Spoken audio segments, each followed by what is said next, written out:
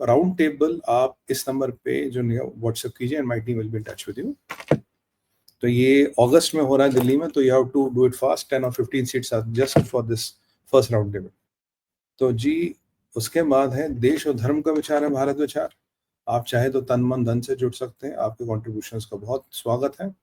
Contributions हेतु अगर आप करना चाहे तो पेपाल की डिटेल्स नीचे, आप पेटीएम की डिटेल्स आपको डिस्क्रिप्शन में मिलेंगे, क्यूआर कोड आपके सामने। पेपाल की डिटेल्स आपको हमारे डिस्क्रिप्शन सेक्शन में मिल जाएंगे जो भाई बहन विदेशों में रहते हैं। सबसे पहले तो भगवान श्री गणेश का नाम लेकर शुभारंभ करते हैं और आज बोलना पड़ेगा जय महाकाल, जय महादेव। क्यों? ऑपरेशन महादेव में बहुत बड़ी कामयाबी मिली है। तीनों जिहादी जिन्होंने पाकिस्तान के कहने पे, मुल्ला मुनीर के कहने पे वो जो नरसंहार किया था, वो तीनों डीटीएच में सवार होकर जहन्नम रसीद हो गए हैं। सुलेमान ऑब्लिक इसका नाम जो भी जट था, whatever he was access Suleman में साजिद जट या जो भी इसका नाम था, इस जिहादी को मौत के घाट उतार दिया गया है, एसएफ ने उतारा है। जिब्रान जिसके बारे में कल मैंने आपको बात की थी, और हमजा अफगानी, ये तीनों पहलगाम के आतंकवादी थे। ये इन्होंने तीनों ने नरसंहार किया पहलगाम में और तीनों को मौत के घाट बादशाना फर्स्ट क्लास तरीके से उतार दिए गए हैं।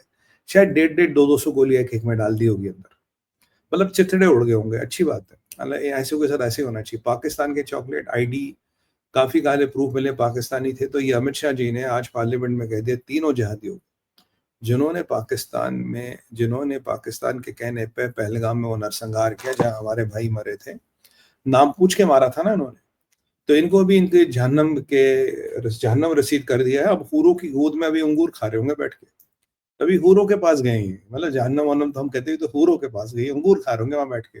अब पता नहीं कि मतलब बॉडी है या छलनी है। अब भाई इतनी गोलियां लगेंगी तो बॉडी में बचेगा क्या? ठीक है। और ये उन जिहादी पाकिस्तानियों को जरा एक थप्पड़ मारा गया, तुम्हारे भेजे हुए कुत्ते मौत के घाट उतारे गए हैं। ये बहुत अच्छी बात है।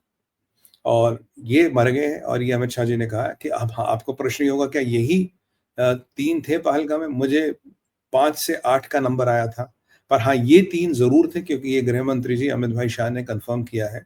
इन तीनों को मौत के घाट उतारा गया है। ऑपरेशन महादेव की बहुत बड़ी कामयाबी है। बोलिए मेरे साथ, हर हर हर महादेव। तो ये बड़ा अच्छा काम रहा जी, सबसे अच्छे महाकाल की बहुत अनुकंपा, महादिशक्ति का आशीर्वाद मिला है। और बाकी जो बच्चे कुचे 2-3 हैं उनको भी ढूंढ के कुत्ते की मौत मारेंगे। ऐसे 200-200 गोलियां एक के शरीर में डालेंगे। मतलब आइडिया तो ये होना चाहिए, अगर शरीर का वजन 60 किलो तो गोलियों का वजन 100 किलो हो, इतनी गोलियां इनमें भर देनी चाहिए, ताकि इनकी जो ये शव है ना उसको देख के पाकिस्तानियों को डर लगे और पाकिस्तान के जो अपना अफसर उन्हें डर लगे। चलिए, ये तो एक बहुत अच्छी खबर है। और मुझे अब भी याद आया था, इन्होंने मंजूनाथ जी की बीवी को कहा था ना जाके मोदी से बोलना। मोदी ने सुन लिया भाई, समझ गए ना जहादियो, मोदी जी ने सुन लिया, तुम्हें जवाब मिल लिया ना। कहानी यही खत्म नहीं होती, कहानी में थोड़ा आगे चलेंगे।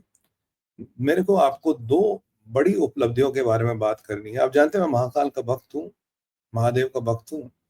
एक है रुद्र और एक है भैरव।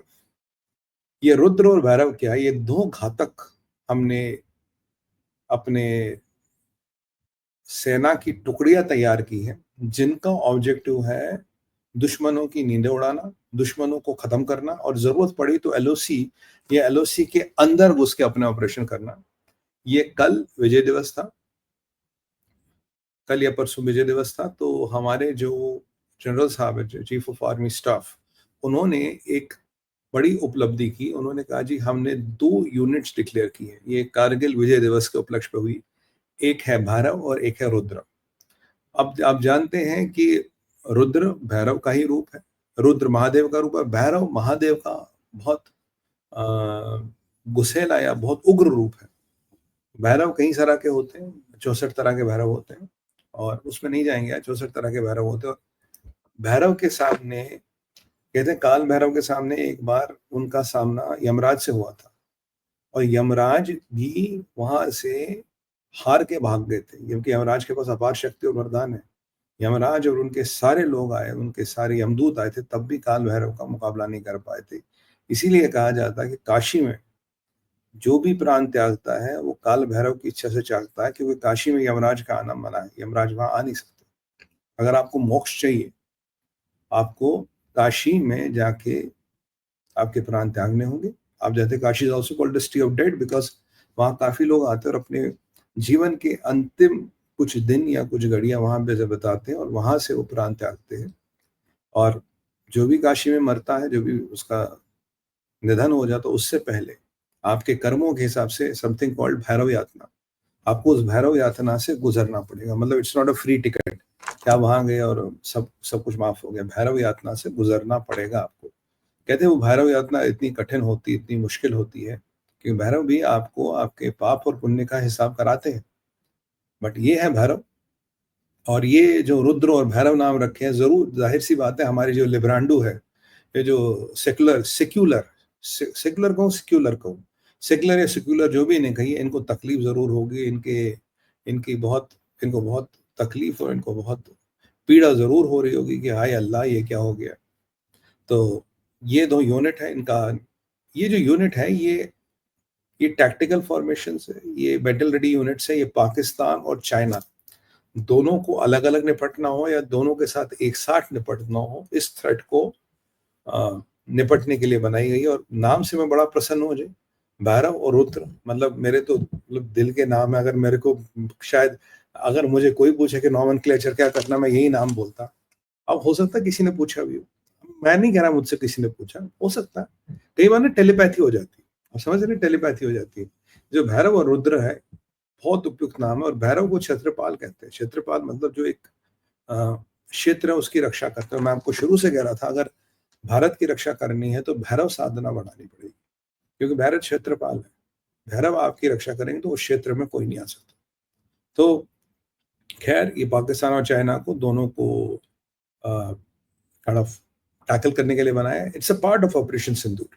ये ऑपरेशन सिंदूर का ही एक पार्ट है, एक्सटेंशन है जो बनाया गया है। ये आर्मी का एक मॉड्यूलर मॉडर्नाइजेशन वेव है। It is modular in nature और मॉडर्नाइजेशन वेव है। तो मैंने कहा ना, ऑपरेशन सिंदूर ऑनगोइंग है। ऑपरेशन सिंदूर का ये मतलब नहीं कि जब हम पाकिस्तान को अगली बार ठोकेंगे, पर चाइना और पाकिस्तान की नींदें हराम करने के लिए हमें जो कुछ करना है, ये काम हो रहा है। ये हमारा जो पहले भारत की एक नीति होती थी, वो होती थी स्टैटिक डिफेंस की, हम दुश्मन के लिए तैयार है। नहीं, अब जो हमारी स्ट्रैटेजी मुझे लग रहा है वो है मॉड्यूलर ऑफेंस। अब हमने मॉड्यूलर्स, मैंने आपको ना मॉड्यूलर मॉडर्नाइजेशन इसलिए कहा था, these are modules which are made and these modules are for offence, they are not for defence. ये डिफेंस के मॉड्यूल्स नहीं है, ऑफेंस के मॉड्यूल है। ये दुश्मन की टेरिटरी में या दुश्मन को मुंह तोड़ जवाब देने के लिए बॉर्डर पे या उसकी टेरिटरी में घुस के उसको मारने के लिए बनाए गए। तो ये आपको अब यू नो मतलब एक, अगर मैं इसका बोलूं कि भारत का एक पहले रणनीति होती थी हमारी कि हम दुश्मन का वेट करेंगे, दुश्मन आएगा, हम निपटने के लिए तैयार है। अब हम दुश्मन का इंतजार नहीं करेंगे। ऑपरेशन सिंदूर क्या कहता है, दुश्मन का इंतजार मत करो, जाकर ठोक दो। दुश्मन का इंतजार नहीं करेंगे, अगर हमें जरूरत पड़े विल स्ट्राइक फर्स्ट। ये बहुत बड़ी उपलब्धि है और इन यूनिट्स का या इन सेना की टुकड़ियों का काम ही है ये करना।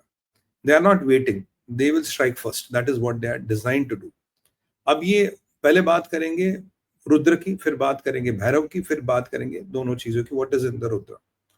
रुद्र आप जानते हैं कि एक भगवान शिव का एक उग्र रूप ही कहेंगे, एक रूप कहेंगे जो जो इवल यानी कि जो तमस का विनाश करता, तमस को खत्म करता है, वो है रुद्र।